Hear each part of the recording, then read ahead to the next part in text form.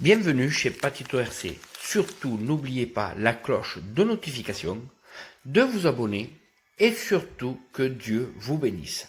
Allez, c'est parti. Les amis, bonjour à tout le monde. Venez jeter le coup d'œil parce qu'on va faire le différentiel du Armal Limitless. Pour défaire le différentiel du Armal Limitless, vous avez une vis ici qui est un peu plus longue que les autres, d'accord? On les met à part. Vous avez les 4 vis qui tiennent les cellules et les 2 vis centrales qui tiennent les angles de la voiture. Je les ai déjà démontés, d'accord, pour éviter cette longueur du montage. Alors là, ça surtout les gars, ne le perdez pas, d'accord. C'est des trucs qui est assez pénible parce qu'on veut les remonter, là, là et là. Après on va galérer beaucoup. Alors là, je vais vous montrer ce que je vais faire. Et après, je ferai une petite coupure pour vous montrer. Le différentiel, il est là.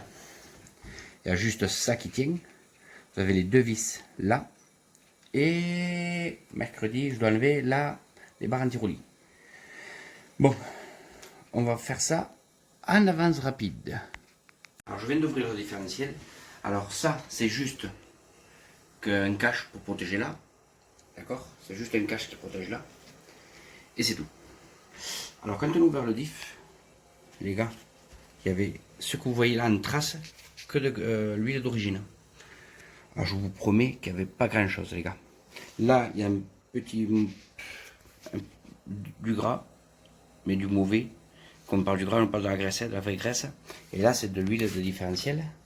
D'accord, pas grand cause en huile, je vous dis. Et je sais pas comment ça se fait que j'ai pas cassé les statiques d'avant. Parce qu'on a fait des grosses vitesses avec cette voiture, je crois qu'on a atteint les 130 ou 140, je crois, ou un truc comme ça, tu vois. Je ne sais pas de tête. Je vous reprends pendant le montage. Alors, vous avez vu, j'ai remonté le différentiel arrière, maintenant on va attaquer le différentiel avant.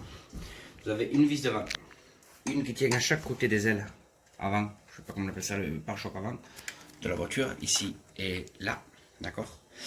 Alors là, les gars, vous avez après une vis là, une autre là, 2 vis à l'arrière qui doivent être dessous. Et je vais voir, après le démontage, je vous reprends. Alors, une fois qu'on démonte les 4 vis, faites attention de ne pas perdre les boulons qu'il y a à l'intérieur. D'accord. Et là, regardez comment c'est fait. Le système. D'accord. Alors, il y a la visserie par-dessous, qui tient ici, qui tient à l'intérieur, et qui tient, vous voyez, les bras de suspension. Alors, il faut démonter le pare-choc en bas. Il n'y a que 1, 2, 3, 4, si je ne me trompe pas, de 4 vis, ce que je disais, 4 vis, et après le différentiel vient. Ce qui va m'embêter encore, c'est là, vous voyez, ceci.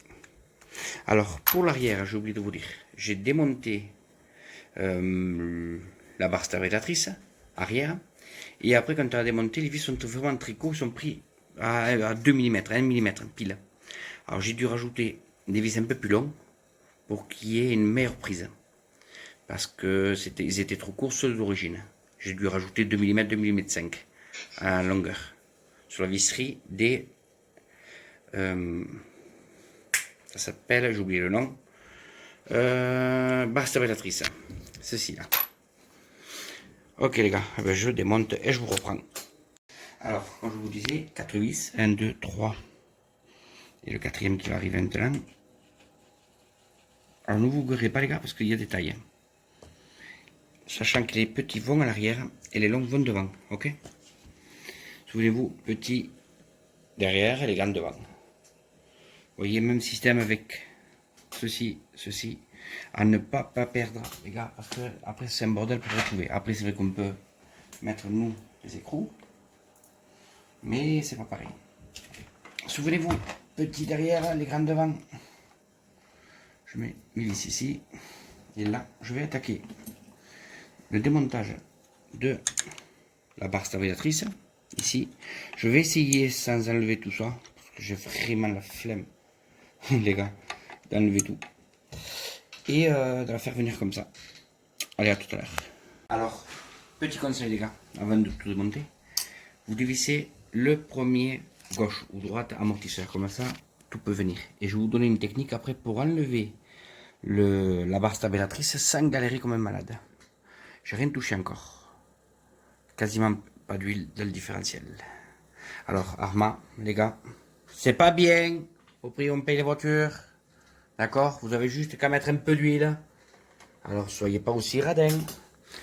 Alors, on va le refaire, on va le remplir. Et après, je vous rappellerai pour le montage.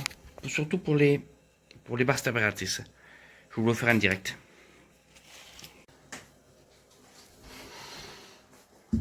Alors, les gars, voilà. La galère. Alors, les gars, j'ai eu une grosse galère. Mais en fait, j'ai pas voulu trop galérer. D'accord? Et au final, j'ai galéré. Alors, le fait de, comme je vous avais dit, les vis d'ici, les vis intérieures au début, d'accord? Et pour dévisser celui-ci, d'accord, qui est la barre de stabilisatrice, alors j'ai trouvé un petit système qui galère un peu, mais ça s'enlève très facilement. J'ai pris une clé nue.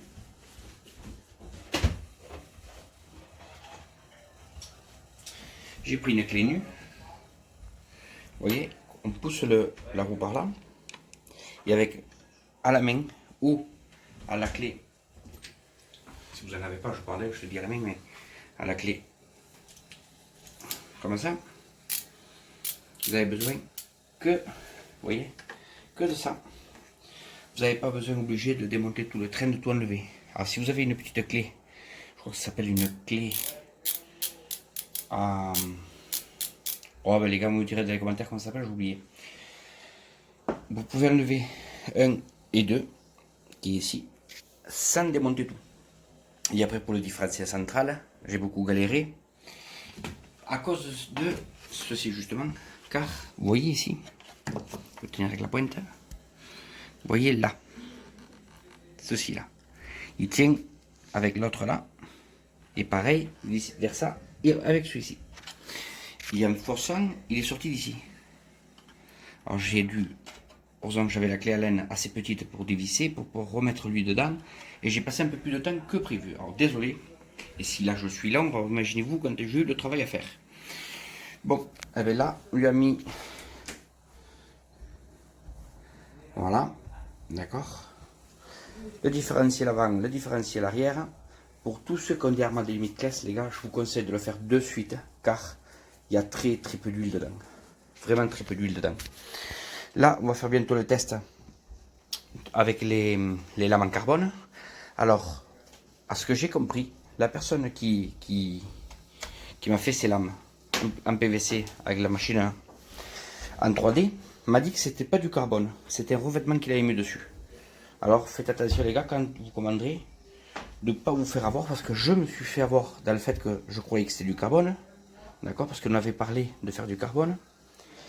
Et au final, il m'a dit non, c'est pas, je t'ai pas fait du carbone, pas tes couffins. Bon, mais la vérité les gars, ça en jette. Hein. Je sais pas ce que c'est comme matière, ou comme quel revêtement il a foutu dessus, mais je vous promets que c'est chouette. D'accord. Bon, eh bien les gars, je vous dis plus rien, au test.